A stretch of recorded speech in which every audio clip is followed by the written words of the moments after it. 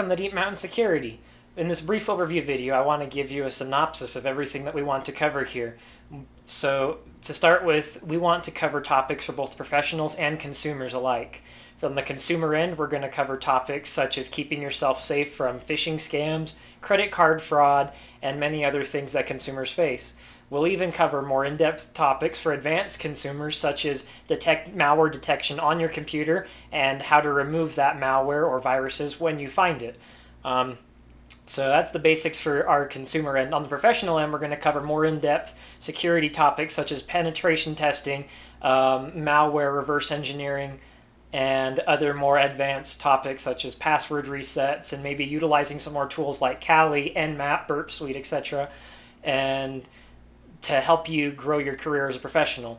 Another thing that we want to do here is we want to give you industry news. We want to show you what's happening in the world today in cybersecurity and give you an analysis of it so that way you can use that to keep yourself safe. For example, in May of 2017, when the Petya ransomware was kind of going viral, Microsoft released a bunch of patches to fix the Samba vulnerability that it had.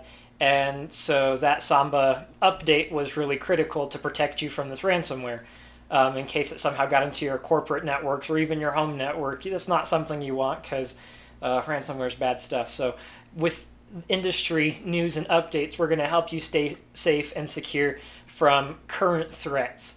Another couple of things that we want to do here are going to be training videos and tutorials on in-depth analysis of Windows components and different aspects of the Windows environment, both the Windows environment itself for regular consumers and also Windows Server, so that way you can better navigate and come to know these things. One of the key elements that we believe here at Deep Mountain Security is key, I guess you can say, in being able to detect malware and threats from early on after they've entered your system is having a good knowledge of your system.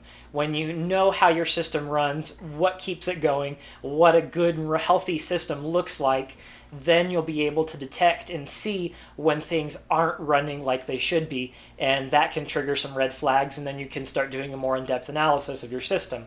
If you believe you've already been infected, then you can start taking steps and measures to isolate the threat and continue on a path to removing it from your systems. However, we're also going to do some different analysis of anti-malware, antivirus software. I kind of want to show you guys some of the different things and how they handle different forms of viruses. So I'm going to spin up a testing environment in which we're going to infect some computers with some malware.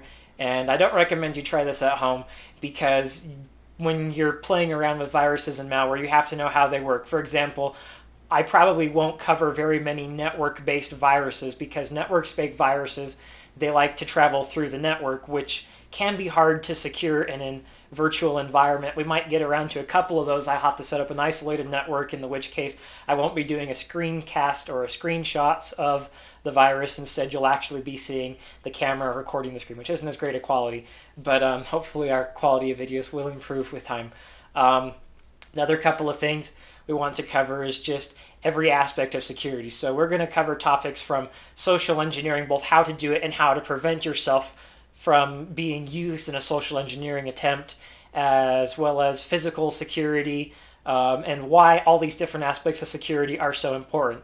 We'll also cover some of the broader topics such as encryption and how to set up encryption services, certificates for your email accounts, websites, etc., and get a little bit more in depth into that. Encryption is kind of one of those fun topics that math geeks like to geek out on because it's fun. So we'll cover some of that and get a little advanced. I also want to get more into scripting and programming because as a professional and as a consumer, not so much as a consumer, it's kind of a little harder if you don't already have a background in it or you don't have a desire to learn scripting.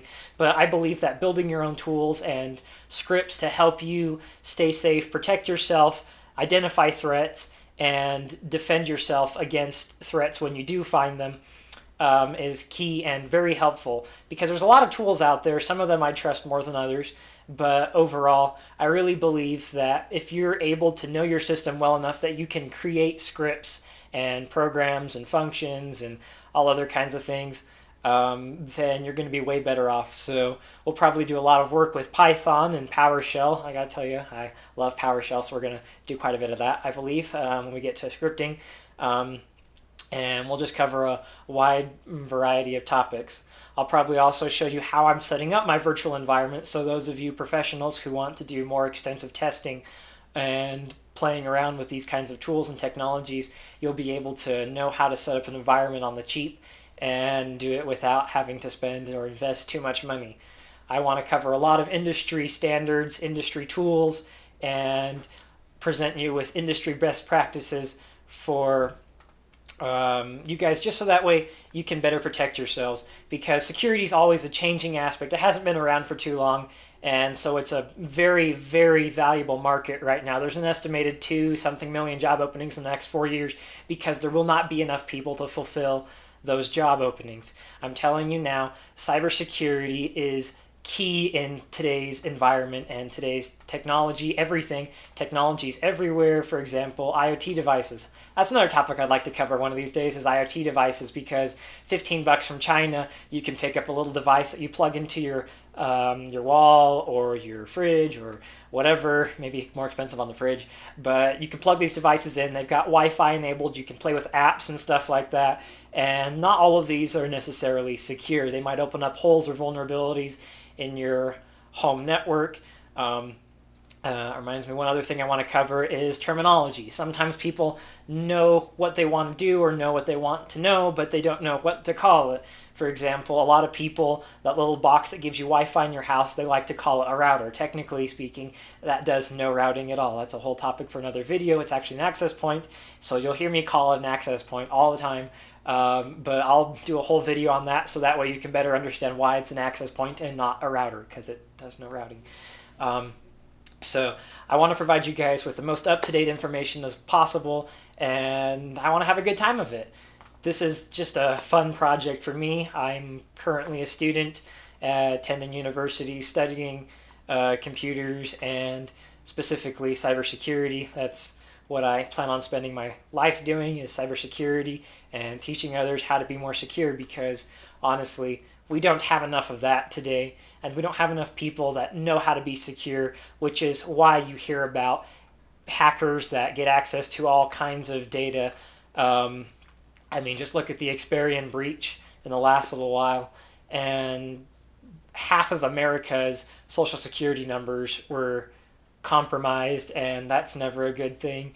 And so, for example, I want to tell you how you can protect yourself from attacks like that, and after the fact, how do you keep yourself secure when you're pretty sure your data is already compromised. So don't forget to add in the comments below what topics you'd like for me to cover, and if you have any questions or comments, love to hear about them. Also, don't forget to like and subscribe.